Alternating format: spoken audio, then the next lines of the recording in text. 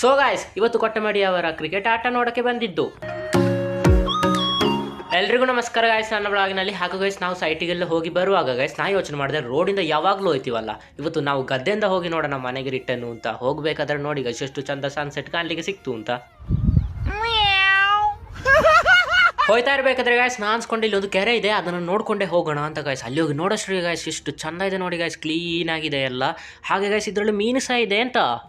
ಆಯ್ತು, ಆಮೇಲೆ ನಾವು ಗದ್ದೆಯಲ್ಲಿ ಪಾರ್ಕೋರ್ ಮಾಡ್ತಾ ಹೋಯ್ತಾ ಇರಬೇಕಾದ್ರೆ ಗೈಸ್ ರದೀಶ್ ಬಿದ್ದೇ ಬಿಟ್ಟ ಅಂತ.